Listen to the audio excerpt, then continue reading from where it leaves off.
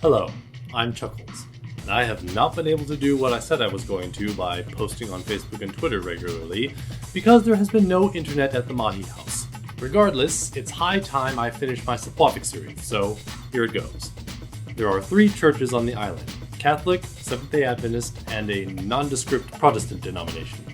I spoke to one of the elders from each of these churches and learned a lot about religion on Sapwuahfik. There are conflicting views as to which denomination came first to the atoll. For the most part, since everyone knows each other anyway, all 3 congregations coexist peacefully. Unless they're playing basketball. Those games are intense. Danny participates in all of them. It was pretty much the only thing for him to do in the time he had left there after school was over, which is why he was originally going to come back with me on the plane. However, in the end, he opted to come back later by ship so that he could stay on the island until his 8th graders graduated, which they were practicing for during the weeks I was there. During that time, I interviewed a school teacher, the school cook, the chief of police, and several others. I also recorded Amy's extended family singing worship songs, which was awesome, learned of a dark time in the island's past, and discovered a mystery. Or at least what I thought was a mystery. But all that will have to wait until a later time. As you saw in my Leaving Sapwuahfik video, it was just as stormy the day I left as it had been the day I arrived. As you also saw, I cheated in the first Sapwuahfik video by cutting in footage from the day I left and pretending it was from the day I arrived. I'd simply not had the presence of mind to have my camera with me while heading there on the first day, although it would have been especially difficult to film in that heavy rain whilst exiting the plane and then trudging through the reef while carrying luggage. The biggest thing I learned during my 17 days on the atoll is that the majority of Nechuk adults are just like the majority of Pohnpeian adults. Or really like the majority of adults anywhere.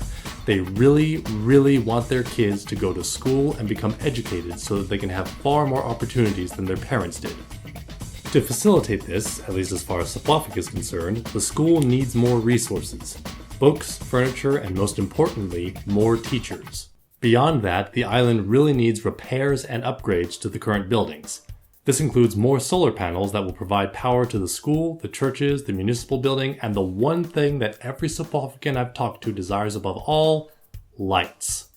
Everyone wants lights not just in certain buildings, but all over the island, both so that the island can be safer at night and so that children can actually study after the sun goes down.